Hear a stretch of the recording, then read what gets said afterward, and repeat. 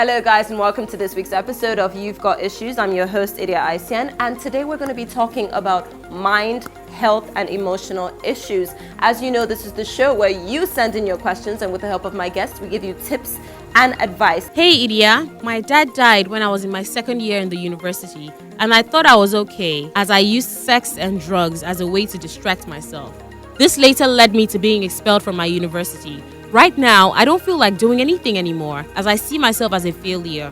I know I need help, but I can't seem to get myself together. Please advise me on what to do. Okay, so you guys have just heard about this person's issue. She lost her dad and, obviously she turned to drugs and sex to deal with it. So what would you say to this person? Who are you? First things first, who are you now? Where are you now? Who do you want to be after now? Okay, all the things that have happened, they seem negative, but then what is the positive in your life? You need to find what the positive in your life is. Focus on what the positive is. Like I was saying, a support system. You need to find a support system. You need to be with people who you can sit down with and share an issue, and then they would ground you. Because what's happening is that it seems as if she was very close to her dad. Yeah. And after he died, she fell apart. And my dad died when I was pretty young, and it was really, really hard. So I can relate with her. But I had a good support system because I had people around me who said, you know what, yes, he's passed, he's gone on to a better place, but do not substitute other things. You somehow, in Nigeria, we always need to find a way to have people who can relate with our pain, yeah. Right? And I don't know how to better face that, but she needs to understand that the longer she hangs on to her pain, the longer her addiction will go on, and the longer the depression will go on, and the harder it will be to get out of where she is. So she needs to address who she is now and who she wants to be a week from now, a month from now, a year from now. Who do you want to be? Where do you want your life to go? And then you can slowly start to pick yourself up from there and be more positive. The sun is beautiful, the moon is perfect, All right, there are two critical things that influence every decision we make: pain or pleasure, or pain and pleasure. So if you hear this question, you would hear pain and you hear pleasure. So addiction to drugs and sex is pleasure, okay? And the death of our father is pain. There are two critical levers that drive every decision we make.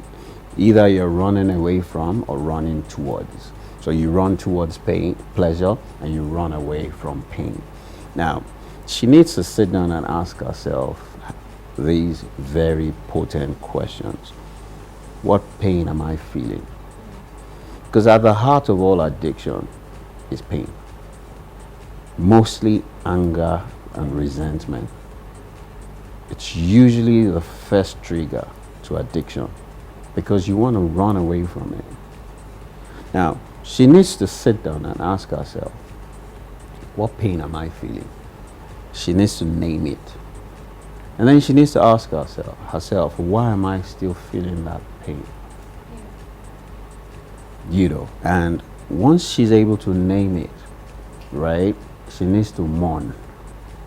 From what I've heard, she hasn't mourned. Yes.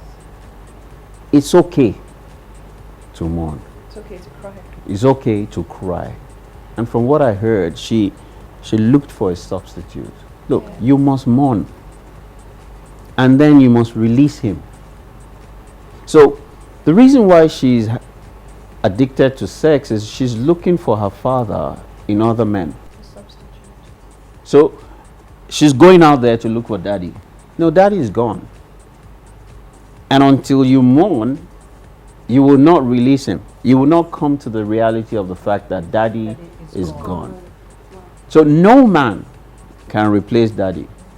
I mean, you never had sex with your daddy, did you? So why are you looking for daddy in sex?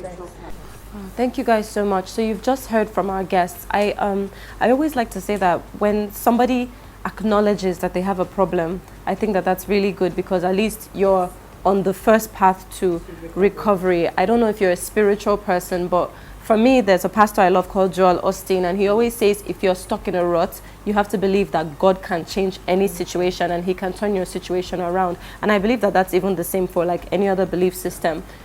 Any situation can be changed. I really agree with what you guys said about addressing that grief, because people think that weak people cry. Strong people face their problems head on. They change their situations. So you, like you guys have just said, you have to look at the kind of person that you want to be, and ask yourself, the things you're doing now, is it going to take you to where you want to be?